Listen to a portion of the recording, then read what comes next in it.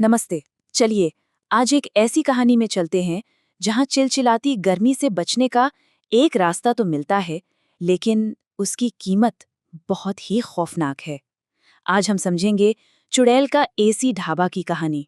तो कहानी का सबसे बड़ा सवाल यही है, क्या होगा अगर कोई ऐसी चीज जो वरदान जैसी लगे वो असल में एक छिपा हुआ अभिशाप हो। यही सवाल इस पूरी कहानी की जड़ है।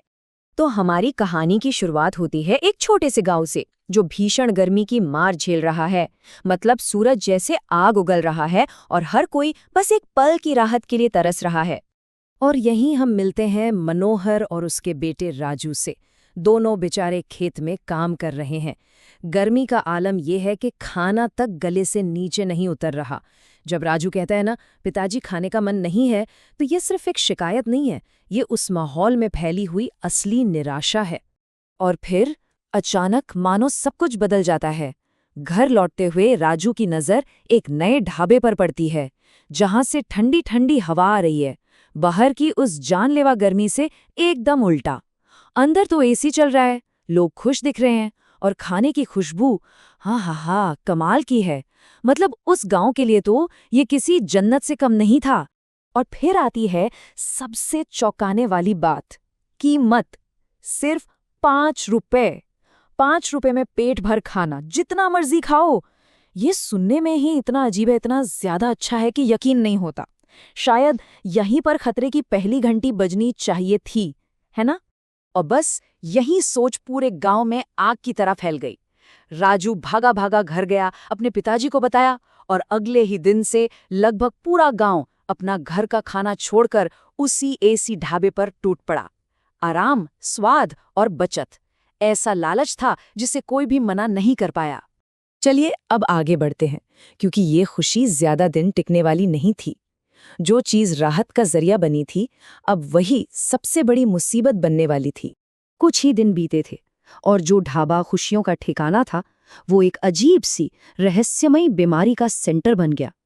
सबसे पहले राजू के पेट में दर्द उठा, और फिर एक एक करके हर वो इंसान बीमार पड़ने लगा जिसने भी उस ढाबे पर खाना खाया था। देखते ही देखते पूरा का पूरा गांव एक भयानक दर्द से तड़पने लगा। गांव के डॉक्टर का छोटा सा क्लिनिक मरीजों से खचाखच भर गया। हर कोई दर्द से चीख रहा था, पर किसी को, यहाँ तक कि डॉक्टर को भी समझ नहीं आ रहा था कि आखिर ये हो क्या रहा है। ये कोई मामूली बीमारी नहीं थी। और तब असली सच सामने आता है। पर्दे के पीछे थी ढाबे की वो खूबसूरत मालकिन चंपा, जो असल में एक खूंखार चुड़ैल थी। वो मन ही मन हंस रही थी, क्योंकि उसका प्लान, उसका जादुई खाना काम कर रहा था। उसका मकसद था पूरे गांव को एक ऐसी बीमारी में फंसाना जिसका कोई इलाज ही न हो।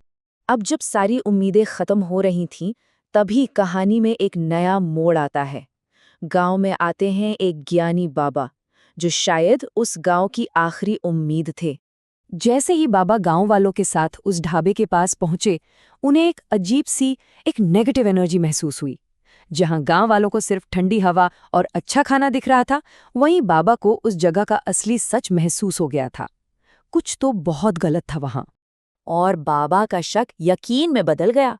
जब चंपा खाना लेकर आई, तो बाबा ने अपनी दिव्य दृष्टि से उसका असली रूप देख लिया। उन्हें कोई सुंदर औरत नहीं, बल्कि एक भयानक, डरावनी चुड़ैल साफ साफ नजर आ रही थी। अब यहाँ देखिए बाबा की चतुराई। वो घबराते नहीं हैं, ना ही कोई हंगामा करते हैं। वो बहुत चालाकी से काम लेते हैं। खाना तो ले लेते हैं, लेकिन खाते नहीं, और चुपके से उस जादुई खाने में से एक रोटी अपने थैले में रख लेते हैं, क्योंकि वो जानते थे कि इसी रोटी से चुड़ैल का राज खुलेगा। और अब कहानी अपने आखिरी मोड़ पर पहुंचती है। अब होने वाली थी अच्छाई और बुराई की सीधी टक्कर। उसी रात बाबा एक बड़ा सा हवन करते हैं। वो थैले से वही जादुई रोटी निकालते हैं और उस पर शक्तिशाली मंत्रों का जाप करना शुरू कर देते हैं। हर मंत्र के साथ उस रोटी में बंद चुड़ैल की काली शक्ति कमजोर पड़ रही थी। और फिर उन्होंने उस रोटी को हवन की आग में फेंक दिया। और इसका असर तुरंत हुआ। जैसे ही यहाँ रोटी आग में जली, उधर मीलों दूर ढाबे के अंदर लगे एसी में, जो कि चुड़ैल की शक्तियों का मेन सोर्स था, एक जोरदार धमाका हुआ और वो धूं-धूं करके जलने लगा।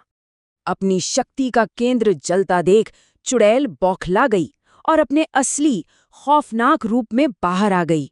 उसका वो सुंदर मुखौटा उतर चुका था। गांव वाले पहली बार उसकी असलियत देखकर डर से कांप उठे।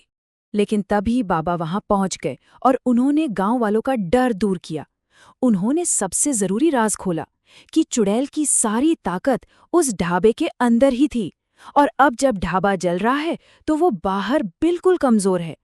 उन्होंने गांव वालों को हिम्मत दी कि सब मिलकर पत्थरों से उस पे हमला करें। बस बाबा की बातों ने गांव वालों में हिम्मत भर दी।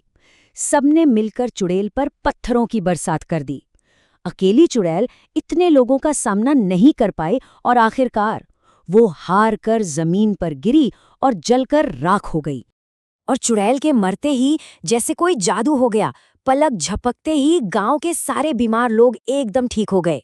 इतना ही नहीं, आसमान में काले बादल घिराए और ठंडी ठंडी बारिश होने लगी, जिसने गांव को उस भयानक गर्मी से भी राहत दे दी। गांव में एक बार फिर से खुशियां लौट आई थीं। तो ये कहानी हमें एक बहुत जरूरी सवाल के साथ छोड़ जाती है।